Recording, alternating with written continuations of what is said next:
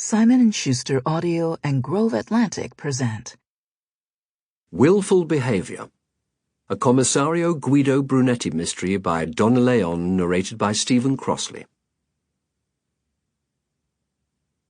I dubbi, I sospetti, gelare me fan. Doubts and suspicions turn me to ice. Le nozze di Figaro, Mozart.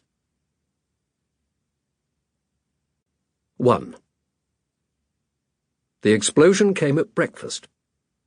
Brunetti's position as a commissario of police, though it made the possibility of explosion more likely than it would be for the average citizen, didn't make the setting any less strange. The location, however, was related to Brunetti's personal situation as the husband of a woman of incandescent, if inconsistent, views and politics, not to his profession. Why do we bother to read this disgusting piece of garbage? Paola exploded, slamming a folded copy of the day's Gazzettino angrily onto the breakfast table where it upset the sugar bowl. Brunetti leaned forward, pushed the edge of the paper aside with his forefinger and righted the bowl. He picked up a second brioche and took a bite, knowing that clarification would follow. Listen to this, Paola said, picking up the paper and reading from the headline of the leading article on the front page. Fulvia Prato recounts her terrible ordeal. Like all of Italy, Brunetti was familiar with Fulvia Prato, the wife of a wealthy Florentine industrialist who had been kidnapped 13 months before and kept in a cellar for that entire time by her kidnappers. Freed by the Carabinieri 2 weeks before, she had spoken to the press for the first time the previous day.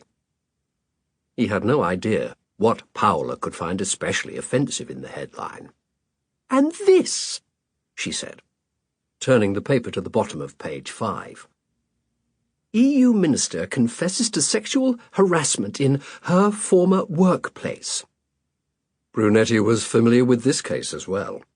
A female commissioner on the European Commission, he couldn't remember what her exact position was, one of those trivial ones they give to women, had yesterday said at a press conference that she had been the victim of sexual aggression 20 years ago when she worked in a firm of civil engineers.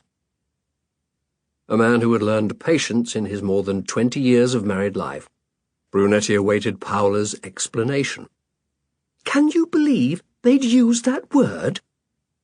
Signora Prato did not have to confess to having been the victim of kidnapping, but this poor woman confessed to having... Sample complete. Ready to continue?